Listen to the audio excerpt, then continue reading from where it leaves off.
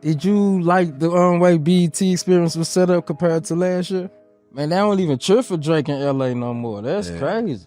You know, I wanted a black man to buy BET when they were talking about it. Yeah. Like, as a man, if you can't represent your light and dark side at the same time in the way you walk, the way you express yourself, there's just a level of manhood you ain't reached. He push past those feelings and he think about his vision. He think about his will, his plan, his ideas, and shit. He execute. That's man. If it's a problem, it's a solution. That's not acceptable for men to do. I'm building, I'm writing down my goals, and I'm executing, I'm on my mission, tunnel vision. I like the setting of Man to man. man. It's just like a safe space to just speak freely upon everything. Like, we talk like men. Peace, family. Welcome to the Man to Man show, where we talk as guys. I'm here with my good brother, Mr. 19 Keys. Peace Welcome to the back, guy, brother. man. Welcome back. It's been a while, man. Sit down with me again. I'm glad you can sit down with me again. Straight up, though. Yeah, you been MIA, man. Been missing in action, man. What's been going on? I see. Man, I just recovered, man. I had a little stomach bug. You feel me? Yeah. So Now you was gone before that, bro. Oh, you yeah, went to BET? KC. You went to KC. What KC? happened? How was that trip? KC was dope. KC was dope. You know, went out there. And this is my third speaking event for a nonprofit this year. So been making my good rounds, giving back to the people. And this one, you know, went out there to go speak to the entrepreneurs at Kansas City and let them know what some of the resources that they have available to them. In partnership with Venture Noir nonprofit, which is really a research nonprofit that helps look for ways to solve quality of life issues within Black America. So that was dope. Definitely. I think you learn a lot going on trips like that. One of them was with it was with the Snaps program, right? You know how people be on Snaps, Nah, like food stamps, enlightened. WIC type stuff. Oh yeah. All right, So, snap. All right. There's a brother out there who has a health restaurant, like a health food restaurant. So they got smoothies, health foods, dope. His mother or his grandmother, I believe, is the one who's on the cover of all of the drinks, because it's basically dedicated to her because she had diabetes, right? And so they basically do juice for a purpose, right? So dope story. Juices is amazing.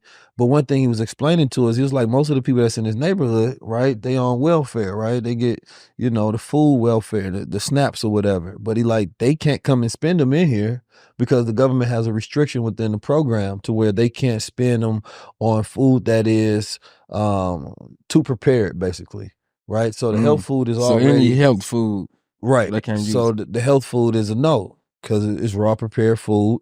They can't come in there and spend it on the juices. So we like, okay, like how do you come into cities and like help entrepreneurs? One of them would be leveraging influence and platform, right? And getting people together, put this as a bill to change and say that no, they can now use it for these type of things like health foods and juices. What that would do for his business without asking for anything else, he's going to get a 3 to 4 time uptick in people that's coming in there spending within his business. Now he can create more jobs because he's going to have more growth.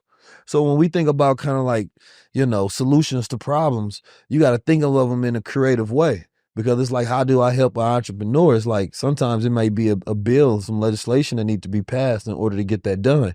Then you think about how hard is that to get done? Well, we need to go talk to the mayor, right? Let's get it done. So it's like, those are things that, you know, I would love to get into when it comes to politics, right? Finding solutions like that and leveraging platform to influence people to then gather to make change. Now, speaking of politics, you know, we just dropped an episode of High Level Conversation with Robert F. Kennedy Jr.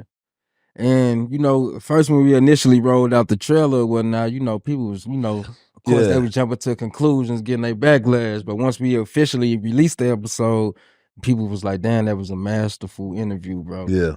What was the highlight of that interview with you, Robert F. Kennedy? Man, he tried to catch a rattlesnake, but he didn't. And it was fun watching him though. He really thought he was about to catch that rattlesnake. I tried to help him at one point. We tried to get there's a lizard. He brought the net. He really thought he was gonna get it though. Oh, that's funny. That's behind the scenes stuff. Yeah, we was going hiking. No, but I think the whole experience was interesting.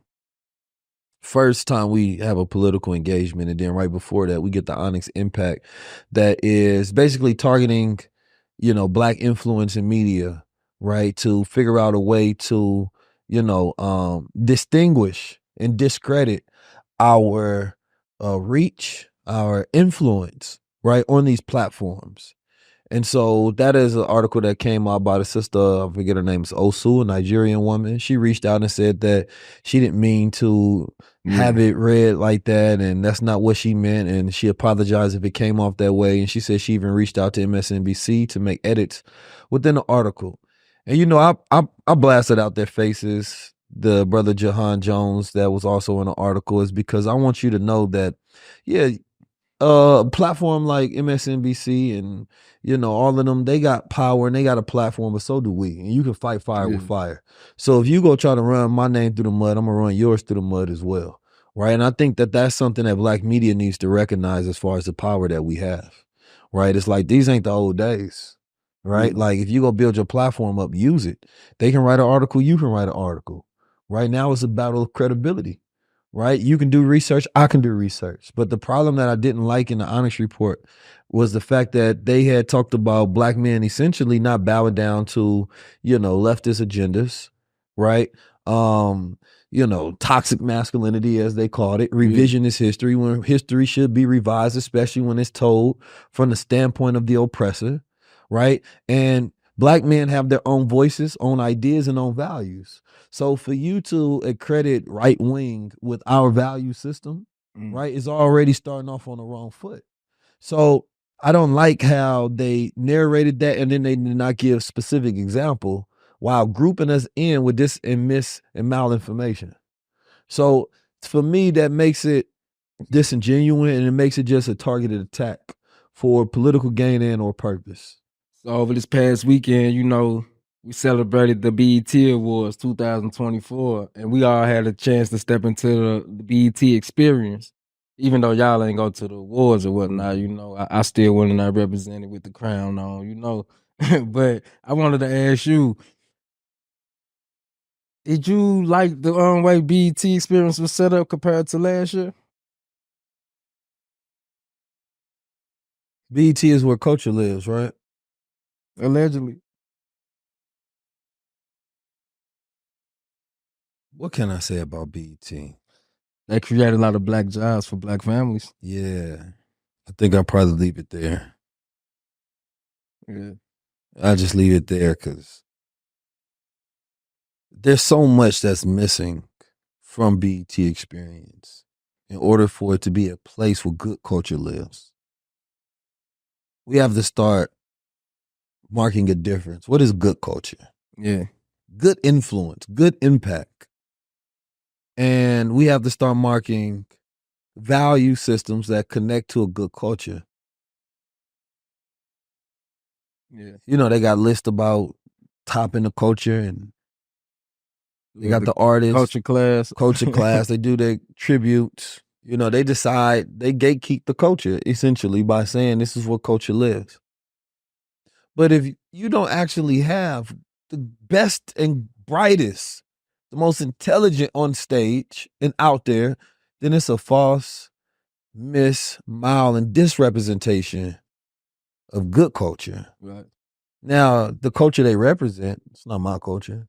Right. They represent the industry's culture. They say hip hop got the values of our enemies when it comes to, saying what they represent. 100%. It's unfortunate because, I wanted a Black man to buy BET when they were talking about it. Bob Johnson, he made it. He sold BET. He became the first Black billionaire in America. Yeah. So BET has history with us, right? We've got that rapport. Showed us what was possible with it. But BET also has such a stronghold on Black influence and culture. And the goal is to ask, should it be unregulated and unchecked when you can propagate to say that you are Black entertainment television without actually having to be Black owned? I think BET represents our lack of power in Black culture, if anything. Because if we had the power that we say we have or want, then we'll be able to check them on everything that they put black on, right? There will be leadership to say, no, y'all can't do this, right? You can't have this. Otherwise, that's like me coming up with Chinese entertainment television and I represent their culture however I want to. Yeah. Can I do that? Can I come up with white entertainment television, Mexican entertainment television, Jewish entertainment television? No, around the board. They will boycott. They will they will shadow ban. They will figure out any kind of way possible to take that power so that you're not misrepresenting them whatsoever. Now, how about this, right? I actually went to the awards, and I could sit here as a black man and say that I ain't feel nothing that would empower the black man the whole award show. What about Usher? See, they had nothing but women do the Usher tribute. Well, some people gonna say Childish Gambino was a man on that, but I'm gonna make my face. But anyway, they had all women perform. And then they had, the other community up there on the stage doing, passing out the awards or whatnot. But I didn't see like one strong representation of a black man besides Killer Mike winning his award. You got to look at what a person does as their agenda, and then that's it. So what was on the agenda for the night, right? It wasn't from because y'all can only judge a black man's experience. And I talked to a bunch of black men afterwards, and a lot of them told me they left early. Yeah. Certain Because things. I was about to leave, but I had to stay for long here. Just ask yourself, do you think that they care about your experience? Are they looking at it from the black man's gaze of experience to say, I wonder if black men feel empowered? That wasn't their point this year. It wasn't their point in a lot of years, right? So if the person that sets the agenda is not thinking from an empathetic standpoint of saying, man, these black men are in a crisis right now, I wonder how we can make this empowering, uplifting, and impactful to them so that we can have a better community as a whole. Then you're going to get a different type of show lineup and a different type of agenda. But if it's for minorities, women, LGBT, then you get the exact show that you saw. And I think that's who it was more curated for in the first place. Yeah. So how did you feel about McDonald's being a sponsor of the BET Awards this year? Honestly, I don't really have a dog in that fight because you got to look, when you got a black centric audience, McDonald's has always been a sponsor of the black community. Yeah. Liquor companies always being sponsors, Walmart, because they want the black dollar. We have to build up companies that's as big as McDonald's so that we can sponsor each other. Right? Otherwise, you go get P&G, you go get Unilever, you'll get all these companies. They decide what's the right sponsor for you, and they put money behind it. Because the question is how can we create these events without it? You can't. These are all completely funded and sponsored by companies. Right. So thinking about the business end, the State of the Black Union used to be sponsored by McDonald's back in the day. Yeah. But what we was doing is we were forcing them, right, to sponsor the good culture, good things in the culture. Now we're not creating these events that impact the culture and getting sponsors for it because they say, well, listen, wherever culture is happening, we're going to sponsor it. So we have to be radical in our change of culture. I'm not really worried about the sponsor. The sponsor, anybody that wants the black dollars, go fight for it. They go try to get in the middle of it, wherever culture is happening. So, McDonald's, if anything, I'm going to say that they smart to constantly, try to get that black dollar. And I think we just have to fight for it as hard as other people see the value of it. Yeah. I just feel like shit on the platform as big as BET, we should be done with like promoting the shit that's toxic to black people at the end of the day, But at the same time, we need this money, huh? No, I mean, that's not BT values, though. Yeah. BT values is not health.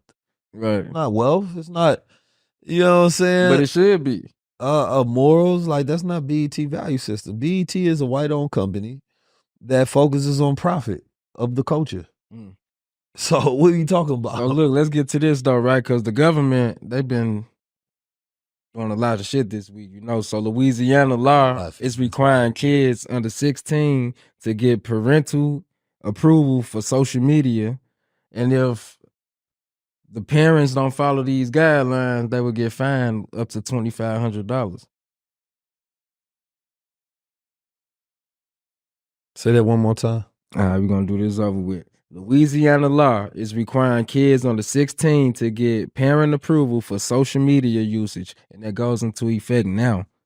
So you gotta ask the parents gotta give a child that is the age 16 or younger permission to use the internet basically and social media. And if they don't follow these guidelines, they would get fined up to $2,500. No, I mean, I don't know what the parents can afford.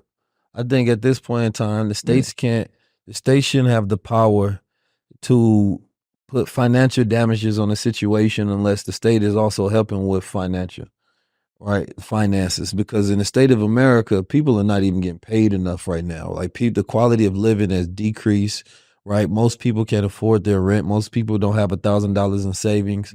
So all you're doing is putting a financial burden on it, which increases the stress and anxiety. And punishment doesn't work as well as reward does. You have to find a constructive way to incentivize good behavior, right? And I think that the state should be able to get more creative and get more involved, and you should go to the root of the problem.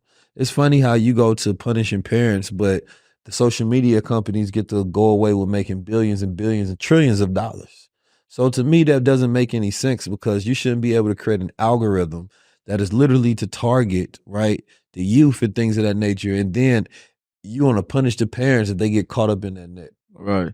So do you feel like the government like overstepping their boundaries when it comes to parental rights? Because I feel like I should be able to raise my child the way I want to raise my child without the government having to step in. Well, when your mother signs over your birth certificate, they consider her to be a snitch in her signature process, and you become a citizen, you become property of the government, right? So therefore, the government is your daddy.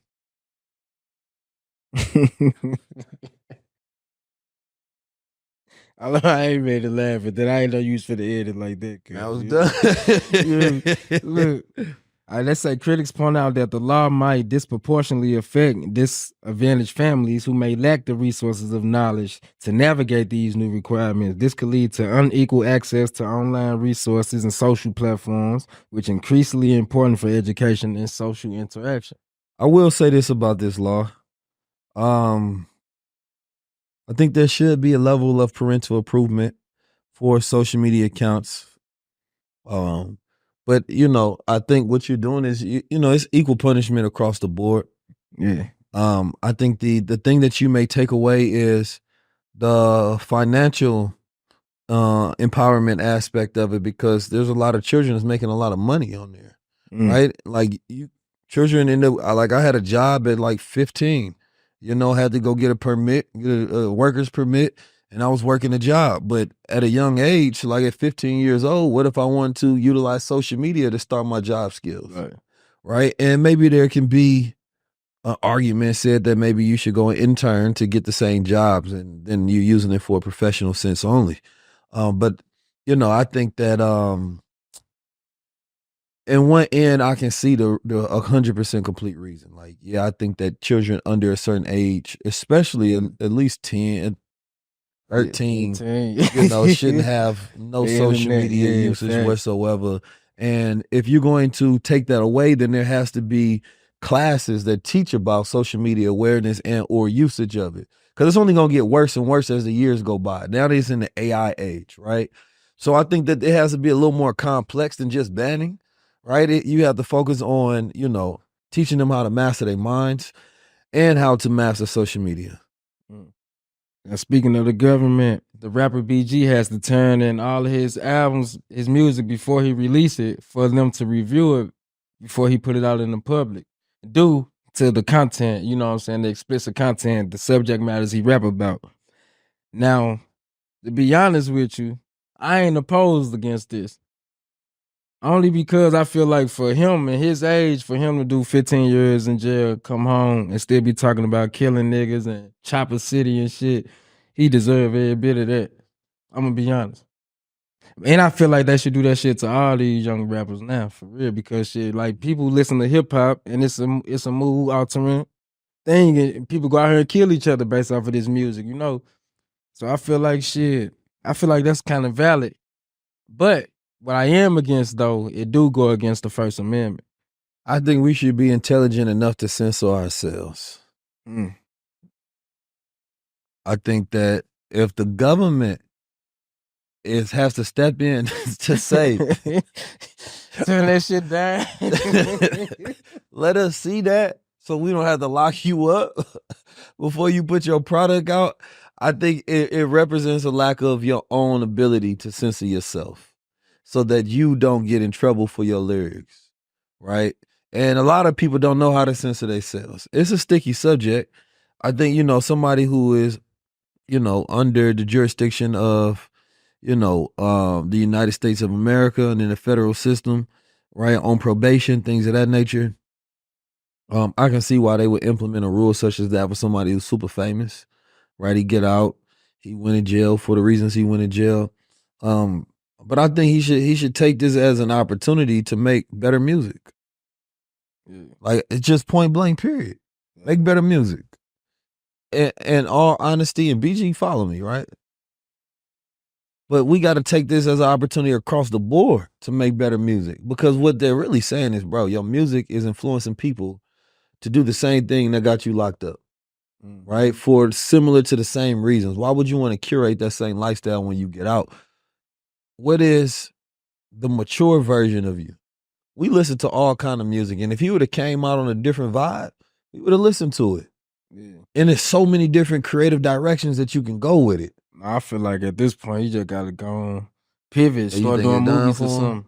I think music. Yeah, because I think people gonna always want a form of music from an artist, but yeah, you can do other things for sure. You're gonna have to pivot, cause like, let's be real, man. It's BG. We know him for the Chopper City, the other gangster shit. I don't want to hear him rap about no positive shit. Nah, same way with Jeezy. Don't say that. See, don't say that. Because when Gucci do it, I liked it.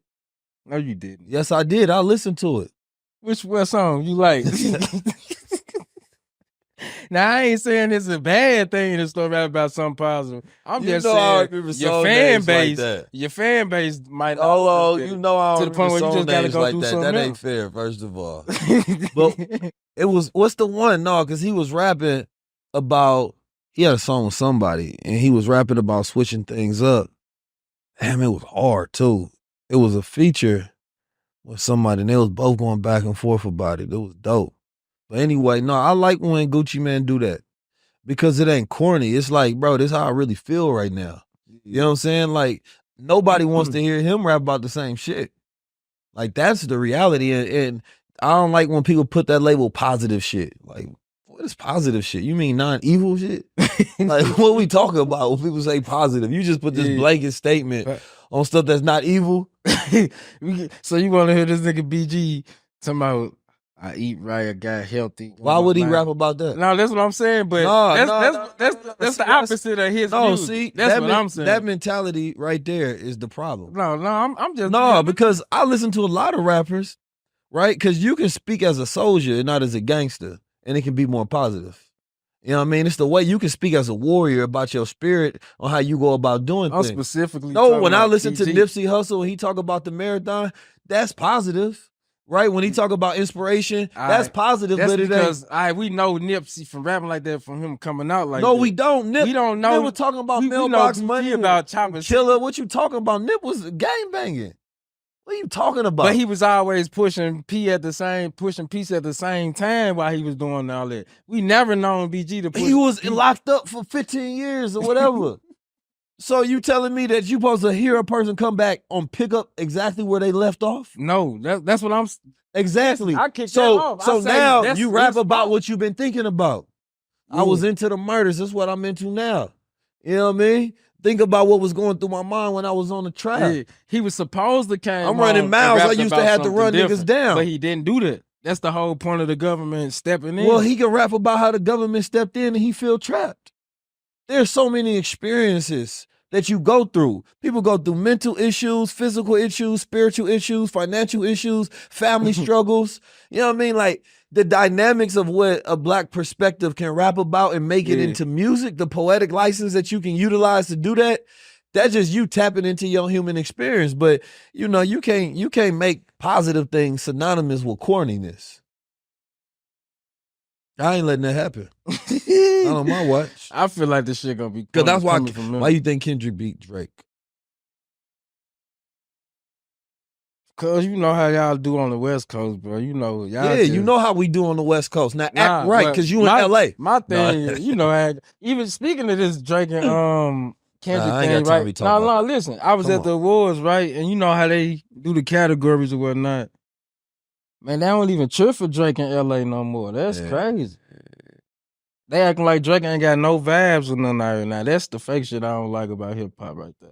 I don't think it's fake per se. I just think that that's not what people on right now. They not like us. Yeah, they don't. You know what I mean? It's the summer. Like, you know, every time an artist will put out an anthem for the summer and they take over the summer. Kendrick got the summer.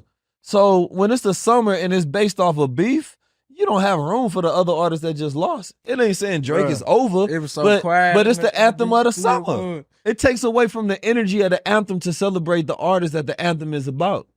So niggas got to act like, no, they not like us. Like, I ain't rocking with them because it charges up the anthem. Now, speaking of album and music or whatnot, right? Since we need this positive music, this good frequency out here, man. Just call it good music. What's up with your album, though, bro? Man. I ain't making positive music. Yes, you do. I ain't making no positive music. You heard this? What are two minds? How two minds go? No, listen. On two minds, I speak on duality. I'm serious now. Like, I'm serious, y'all. I was just joking about BG, but look. When your album drop, bro? What's up with you, man? I'm gonna drop it. I need some 19 Keys vibes this summer, man. What's up? I'm gonna drop it when niggas stop calling it positive music. Because you know what? I'm gonna make negative music. But see, the negative. That's what I'm talking about, right? You might have to pivot too. Just keep doing the shows, man. No, look. Don't even worry about it. No, because when you ground yourself, you take in negative ions. You got to balance out the body. It might be a play on that or something, but no, at the end of the day, I'm not sure yet. We don't have a release date for it, but for all those that want to get the album, they can listen to it in the private group. People pay to listen to it in private group, give real feedback. I add in songs as I go into the studio and things of that nature. It's been a dope experience. Yeah, no, I think that's a serious thing, bro. Like, it ain't positive music per se. It has a positive effect. But I got a positive message. Like, I just ran into Common, right?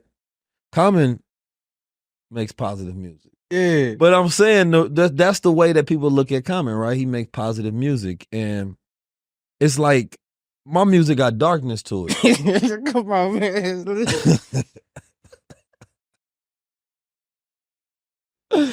No, look, no. This brings me to my full point, though. Look, I got two minds. No, look. This brings me to my full point, though. No, because it's true.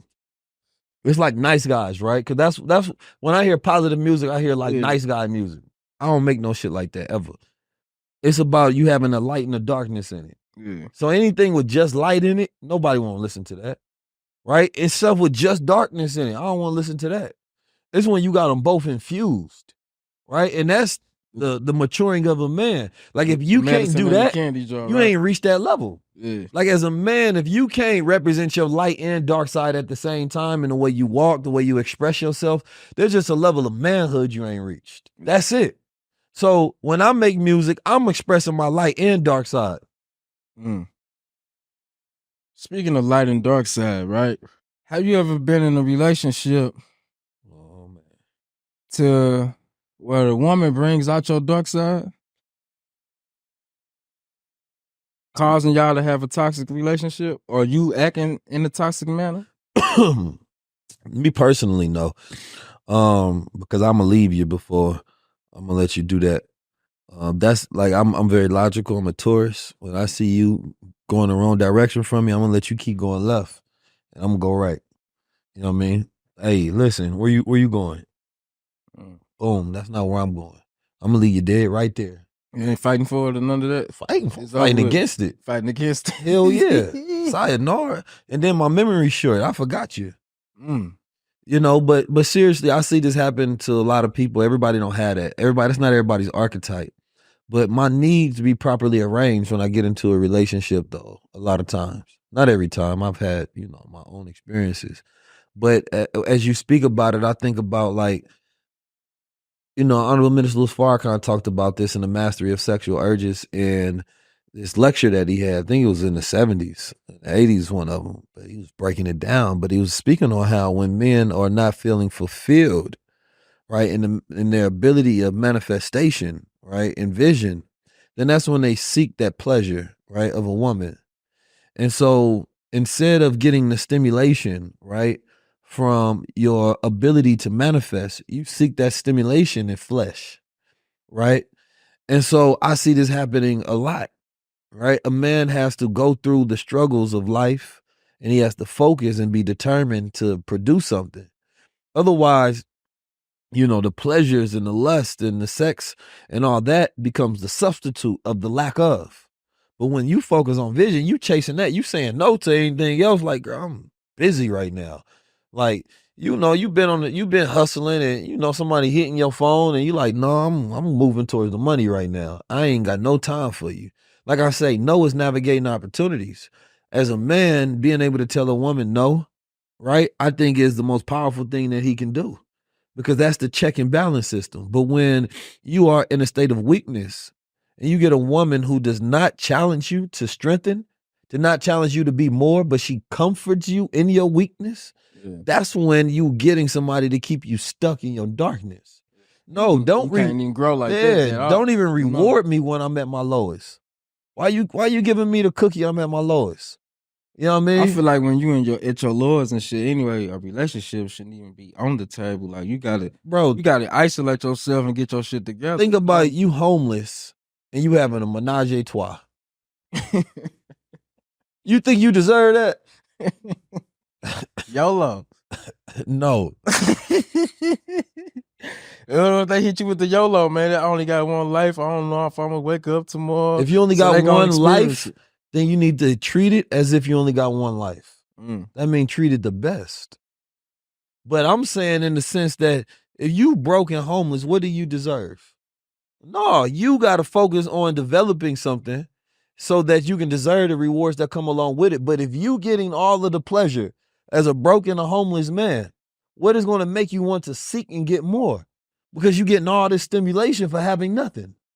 So a woman shouldn't even want to be with a man who's in that low state and is not pushing for more, right? It has to be a reward system. So that incentivizes you to go into better behavior. But if you broken down and man, you getting the cookie, man, that's going to goddamn stimulate you and you going to be all right and you going to be satisfied.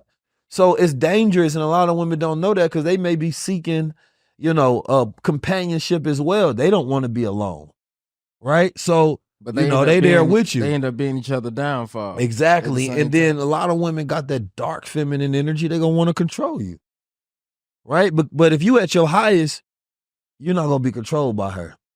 See, at your lowest, you say, oh, she don't look at me like that. She don't judge me like that. She with me knowing that I ain't got nothing, right? She with me knowing that I'm at my lowest mentally and spiritually and financially and physically. But she got so many insecurities, she can't handle a man that's at his highest level because she ain't going to be able to run the same game on him. You feel me? So it's like when you get these two insecurities that meet, they make each other feel secure when they're not. You got to be at 100% by yourself.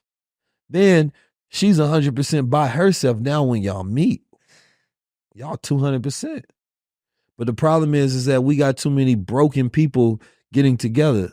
And it's like, nah, I want to see every man and woman at their highest level. And I think these relationships are toxic, right? They toxic not because they like fighting. They toxic because they making people comfortable at their lowest level. And they pushing the gender role shit, like just be a woman, man, like and just be a man. It's really that simple. Right. See, a man should not be dependent on no woman. If you got a woman that is comfortable with you depending on her, she's comfortable controlling you. Right? Because she knows that the power dynamic in that relationship is going to be lopsided. She knows that you're going to listen to her. She knows that you're going to depend on her. And it makes her feel empowered. Right? Because she may be tapped into her dark feminine and sometimes utilizing that masculine, and she's in an ego as well. And she's been hurt and broken, and you can tell. So no, and then you got a lot of women, they walk two sides, right? Sometimes they sometimes they heterosexual, sometimes they homosexual. You know what I mean? Yeah. And then they walk that duality of sexuality and be bringing other women in the fold. And But sometimes they I on feel women, like- they want to feel like the man. Sometimes they want a woman, they want to feel like I a feel woman. like when that type of Nah. shit happen, that's the man fault at the end of the day. Cause Well, I'm talking about when you get a woman like Oh, yeah, that. that's what I'm saying. So if you get a woman like that, they want to flip flop some days. It's still your fault because it's at the end of the day you allowed it from the jump. You should have never let her bring nobody in the first place. You know? So it's on you. And just I'm thinking about the psychological profile that you got to have be like that. You're constantly going in between these masculine and feminine energies, right? And you got to think about what side of yourself is being satisfied by the woman, what side of yourself is being satisfied by the man, and then when that blends, right? And then instead of she treating you like a man, she can't help but sometimes to treat you like a woman, right? Because you allowing her to. So it's that power that the man has to know in his God power. If he don't sow himself into that leadership position, if he don't say, girl, get away from me right now because I need to get my shit together, regardless of how long it takes. I don't need you in my life, right? Not until, right, I'm right with self, I'm right with God, and I build myself up. And she don't respect that. She don't love you. You feel me? Like, no, don't be around me making me feel comfortable with nothing. I don't need that. I don't need nobody to be. Nah, don't try to manage me. You don't need nobody to do what? No, mother be hugging all up on you. You good? It's okay. You got nothing. You still a king. Nah, tell me I'm a god. Go out there and get it. You feel me? I'll be like, you're right now. I'm gonna get busy. I got stuff to do. Now, if I give you a task and you can help me with that task, that's good. Yeah. But if I can't direct you, I ain't no good. You feel me? And you got to be useful enough to take direction and help. Otherwise, we no good to each other because usefulness determines your value. I think it go back to what you said when you say the psychology of it all. I don't want a girl that's gonna comfort me and do all that lovey-dovey shit either, but I also don't want one that's gonna talk to me crazy because I ain't handling my business. You got to know how, like the tonality and all of that. Oh no, it got to be a gentle motivate challenge. you know. But you should be handling your business though. Oh yeah, for sure. You can't be more worried about a woman talking to you for not handling your business than handling your business. Yeah, what I'm saying though, in certain situations, a lot of shit don't get done because, like you said, that'll divert the whole conversation from you not handling your business and now you mad. You got to check all that at the door. Right? I ain't dealing with none of that. I had a situation no, I ain't where either. I'm just speaking. No, I'm just telling you, if you went through all of that, she slapped you I'm up. just letting your ass know. I just tell it. I'm trying to help you out. I know you going through that. Now, what's funny is we was having this conversation before we started the show, and you asked me this, and I did think about a specific time. And Keys was in the car with me. Right? Sometimes you get sent out. out. Listen, he came in town, and I had my girl with me at the time. This was years ago, like 2014, something, you know. And we riding one morning, and she just get the tripping while we in the car. But you know me, my brother in town. We finna go kick it. I ain't trying to hear nothing you talking about, lady. Matter of fact, this is what I'm gonna do. I made a U-turn. I dropped her back off at home. Yeah, you gotta go home because this is wrong energy. First off, you embarrassing me. Yeah, I don't want to see my brother getting slapped up in the mouth. And second of all, you know I don't argue, man. I'm Leo. I just didn't like the way she was calling you a little midget, man. Man, stop it. I just thought that was so disrespectful, especially in front of company. What'd she say? Midget, man. First of all, it's like, why you being disrespectful in front of? Why is he capping, man? Yeah, if you not gonna be my peace, right? Then I'm gonna say peace, right? It's just real life. I remember trying to deal with a situation, and we was going back and we arguing for no reason when you really should have just took my guidance and leadership because I was right. And it wasn't the point about being right. It was the point that we couldn't concede, like we couldn't find submission in that moment because you're too combative, right? And I'm being calm. I don't like arguing, getting loud, and getting out of my character. Like once I get to that point, I'm like, oh, I gotta leave from this situation because this ain't healthy for me. So it ain't gonna be no situation that's gonna get me out of character, and I'm gonna keep coming back to it. I'm a fast learner. If this is what this bring out of me, I don't want it. Some people get comfortable in toxicity because that's what they familiar with. It's a familiar feeling. So they're going to keep coming back to it, right? So they stay in cycles. Some people function in dysfunction. Yeah, but for me, I don't at all. Yeah. So the moment that there's dysfunction, right, I'm done with you. I'm not coming back to dysfunction. You feel me? Because when something is functional, it's working properly. I know you being serious, bro. But it's funny though, bro. Like, because I'm thinking about all my friends that still functioning and dysfunctional. Yeah. I can't do it at all. That's probably my healthiest trait. And I be like, when they come with a new problem, you be like, oh man. Yeah, I can't function in dysfunction, bro. Like I'm as soon as we start arguing too much and stuff, I'm like, all right, it's time for us to go. Yeah. Like, what we doing? Well, we gonna come back together for more of this? Like, nah, I gotta have growth. You disrupting the garden right now. You pulling out the goddamn flowers and stuff and planting weeds. Like, I ain't doing that. I'm trying to grow in my life. So that's when I focus on replacement therapy after that. You know what I'm saying? Get myself together, then replace you. Yeah, I'm just gonna say. So as soon as it get to that point, you already thinking about the replacement. That's crazy. He ain't take no time out for himself. You gotta be forward thinking. No, it ain't gotta be right away, but I'm forward thinking because my thoughts is things could always be worse and they will get better. That keeps me grounded, right? Things could always be worse and they will get better. So I'm acknowledging what it is, but I'm also acknowledging it's not as bad as it could be. And then I'm looking forward, right? Because I'm always thinking about what do I actually want? And sometimes I look at myself, well, what is my problem in the situation? Like, I don't ever try to take accountability away from me. How did I create this environment to where it got here? And I think by doing that, it's one of those practices that empower me, even if it's not 100% my fault or anything. It could be 90%, 80, 50, 10%, whatever it is. I'm thinking about how did I not see this, or how did I speak and move in a certain way that we derived to this point? How am I emitted this level of frequency to even attract this? Right? So, all right, well, what is that root thing that I need to change so that the next situation is a completely different frequency? So, no, I don't want to jump into something with the same frequency that I just got out of the last thing with. It got to be a completely new frequency. That took me a long time dating. After being in so many toxic relationships, I was like, man, I can't do that no more. Like, I got to get my shit together to the point where, like, I can just spot the toxicity before it even happened. When you in so many toxic relationships, they're all the same one. Yeah. Right? Because all you're doing is attracting the same thing in different people. Right? So it's not until you change self, you change what you attract to self. So the problem with people when you blame someone else is that you don't take accountability in changing yourself. And so you attract the same thing to you because this is who you are and all you can attract is based on who you are. So if you blame somebody else without taking accountability, then you're going to get somebody else that's attracted to who you are now. It's just we on this topic. I got a phone call last week from an ex. Yeah. They try to hit me with when you came home from jail, all I wanted was an apology and reassurance, and all you gave me was the apology. And I had to tell her, I said, that ain't my dream no more.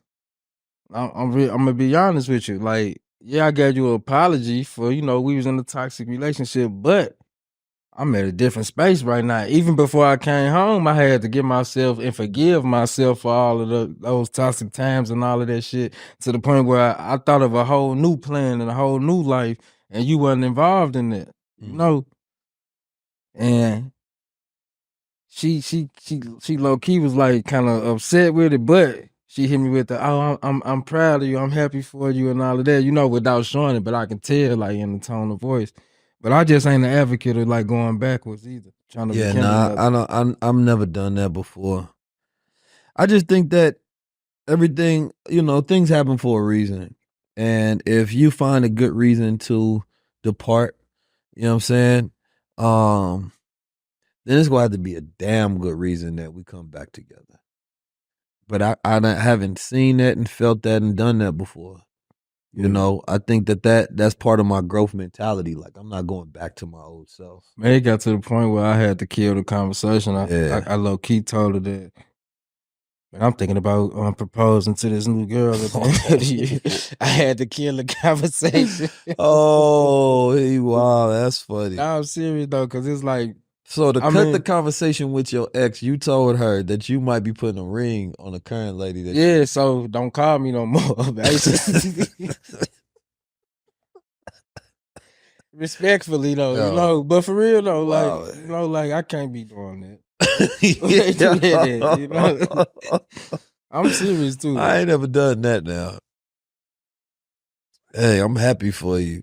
Cause But I'm thinking about sometimes I putting a feel like every situation don't need closure. I feel like the actions No, I in think between time be the closures. closure is when you forgive yourself. I think most people can't. Verbal closure, I should say. Then you might be right. Well, yeah, I mean, you can verbally tell me I forgive you. All right, you was wrong. I forgive them too. I ain't hold because here's the thing. Unless that person is exactly who they still are when they did that thing to you, you're holding on to their old self. You know how many people that's mad at somebody old self and not their current self? That's like being mad at a ghost. Facts. Being mad at a dead person. I ain't mad at nobody dead. They can't do nothing else. That old person doesn't have the same habits. He's not creating the same issues and problems. So you got to forgive a lot of time people old self. You know what I'm saying? If they have manifest and change within their life. It became more and they learned their lessons. The problem is you haven't learned the lesson from that situation. So you're still holding on to it. And you still trying to hold that person hostage to their past whole time. They moved on. That's where I was at with the situation. But that's what I'm saying. That's the inability to forgive yourself for not learning and growing. You still hostage to that emotion, to that feeling, to that worry, that doubt, that fear, that insecurity, and you got to release it. So for me, I don't need nobody telling me I'm sorry, I apologize, and I get closure and nothing like that. No, I forgive you because who you were at that moment couldn't have done nothing else but what you did. Right. And I'm realistic about it. And who I was at that moment could have only done what I did, could have only reacted that way. But I reflected since then. You're right. I've done some work since then and I've become a better person. Whether you believe it or not, I learn from every situation and incident. Every situation I don't learn as fast. I repeat some mistakes, just not exactly the same. Right? That's science. So for me, it's about being able to take your lessons, learn from them and say, okay, I've grown. And when we grown, let's act like it. I like that. So on that note, this is a wrap up of the Man to Man episode where we talk as guys. I'm here with my good brother, Mr. 19 Keys. Yes, sir. Hold up. Oh, shout out to my brother Simba for inviting me to his basketball game. That was dope. I seen my brother Gilly there. I seen my brother Third World, Lil Blood. Shout out to my brother, my Bay Area family. Sauce Walker. Oh yeah, see my brother Sauce Walker this weekend. There's a lot of people. I don't want to get to shout out everybody. There's a lot of people I can miss, but I do got the photos, so I might as well. Right? I seen Akon. I seen who else I see? Oh, Flage. Shout out Flage in the building. Yeah, man, there's a lot of people. Shout out my connect. Yeah. And shout out the Man podcast. Yeah. Who? Yeah, it's the connect. Shout out to Solomon. Shout out to Mechi. Yeah. You feel me? Shout out to Bree. Yeah. You right here. I ain't gonna shout you out. I'll shout you out right here. Can't you shout your brother out. Shout yourself crazy. out. How you want to shout out? I'm sitting on the couch shout out with to him. Steve Jones. Follow me on Instagram. That's how they beat. Let me quit playing, man. Let's get up out of here.